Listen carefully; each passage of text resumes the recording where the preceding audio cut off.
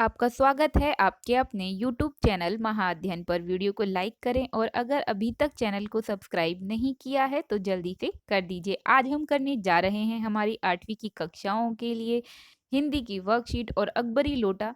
जो पाठ हमने पिछली बार शुरू किया था उसे ही हम इस बार भी पढ़ने वाले हैं। हमारी वर्कशीट का नंबर है आज 25, तारीख है 22 दिसंबर। अकबरी लोटा का अगला हिस्सा हम पढ़ने जा रहे हैं। हम ने अब तक पढ़ा था कि किस तरह से पति जवाहरलाल जी ने पत्नी से वादा कर दिया कि वह उन्हें उनकी ज़रूरत के 200 रुपए का बंदोबस्त 1 सप्ताह के अंदर दे देंगे, करके दे देंगे। लेकिन अब ऐसा हो नहीं पाया और बेचैनी में लास्ट दिन है, अंतिम दिन है और जवाहरलाल जी छत पर घूम रहे हैं और बेचैन घूम रहे हैं। अब इतने में उन्हें प्यास लगती है और वो पानी मांगते हैं अपने नौकर से। नौकर तो नहीं आया, आई उनकी पत्नी। चलिए तो देखते हैं, आगे की तरफ बढ़ जाते हैं। वह पानी तो जरूर लाई पर गिलास लाना भूल गई थी। केवल लोटे में पानी लिए वह प्रकट हुई। फिर लोटा भी संयोग से वह था जो अपनी बेढंगी सूरत के कारण लाला झाऊलाल को सदा से नापसंद था। यानी कि वो उस लोटे को बिल्कुल भी पसंद नहीं करते थे। था तो नया, साल 2 साल का ही बना, पर कुछ ऐसी गढ़न उस लोटे की थी कि उसका बाप डमरू माँ चिलम रही हो। तो देखिए यहाँ पर एक लोकोक्ति का इस्तेमाल किया गया है कि बाप डमरू माँ चिलम रही हो। यहाँ पर दरअसल बताया गया है कि झाऊलाल जी को प्यास लगती है, पत्नी पानी लाती है। पानी जिस बर्तन में लाती हैं वो लोटा है और लोटा भी वो जो झाऊलाल जी को बिल्कुल पसंद नहीं है।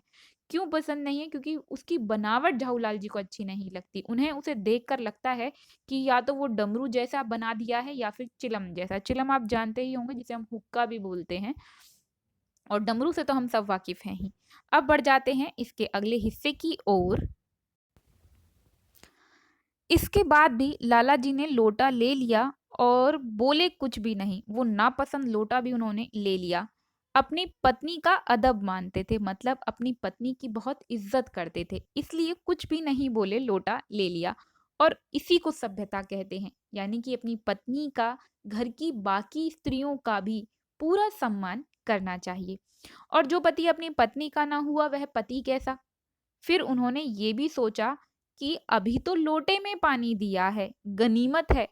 अगर कहीं मैं चूचा करने लगा तो भोजन के वक्त भोजन बाल्टी में ना मिले। वो ऐसा क्यों सोच रहे हैं? ऐसा इसलिए सोच रहे हैं क्योंकि वो अपनी कही हुई बात पूरी नहीं कर पाए हैं। 200 रुपए देने हैं पत्नी को, तब क्या करना बाकी रह जाएगा? अगर बाल्टी में भोजन दे दिया तो फिर मैं करूंगा क्या?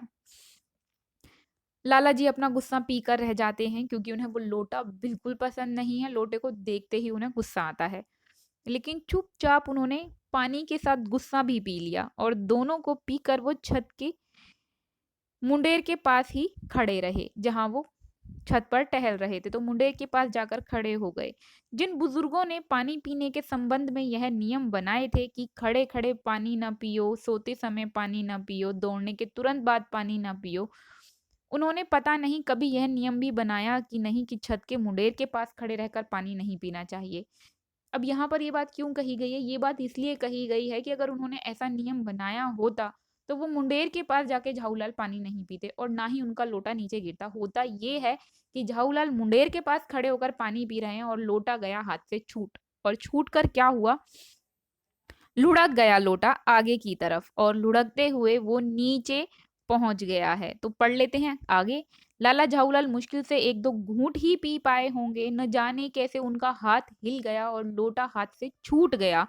लोटे ने दाएं देखा ना बाएं और लोटा सीधा गली के नीचे की ओर चल पड़ा और इतनी तेजी से लुढ़कता हुआ आगे बढ़ा कि आंखों के सामने से गायब हो गया। और किसी जमाने में न्यूटन नाम के खुराफाती ने पृथ्वी की आकर्षण शक्ति के नाम की चीज की इजाद की थी।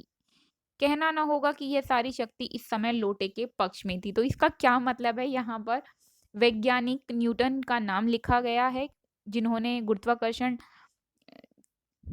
की बात की है, गुरुत्वाकर्षण बल की खोज की थी, जिनका ये कहना था कि जो भी चीज़ें नीचे गिरती हैं, वो इसलिए गिरती हैं कि पृथ्वी उन्हें बहुत तेज़ गति से अपनी तरफ खींचती है।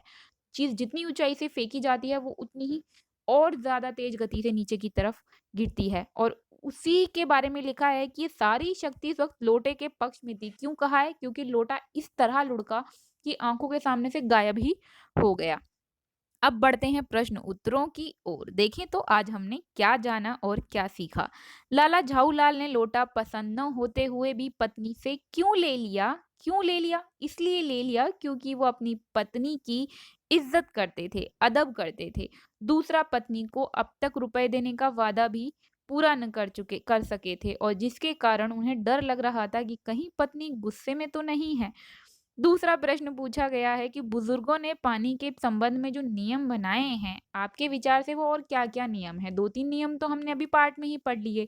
सोते समय पानी नहीं पीना चाहिए, दौड़कर आकर तुरंत पानी नहीं पीना चाहिए। इसी तरह से कुछ और नियम अगर हमें पता हैं तो वो हमें यहाँ लिखने हैं। तो चलो फटाफट से लिख देते हैं। सबसे पहले, खड़े होकर पानी नहीं पीना चाहिए, पानी पीते हुए सदैव हमें बैठ जाना चाहिए। उसके बाद दूसरा जो बिंदु है वो ये है कि हमें एक दिन में कम से कम 3 लीटर पानी ज़रूर पीना चाहिए। पानी ना बहुत तेज़ गर्म होना चाहिए, ना ही बहुत ठंडा पानी हमें पीना चाहिए। उसके बाद अगला बिंदु है, हमें सुबह उठकर खाली पेट बासी मुँह पानी पीना चाहिए और कम से कम हो सके तो लगभग 1 लीटर पानी पीना चाहिए। जो 1 लीटर पानी अगर हम नहीं भी पी सकते हैं तब भी 1 गिलास या 2 गिलास पानी हमें ज़रूर पीने की कोशिश करनी चाहिए। उसके बाद चौथा बिंदु है कि भोजन करते समय हम बीच में तो पानी ले सकते हैं, लेकिन भोजन करने के तुरंत बाद हमें पानी नहीं पीना चाहिए।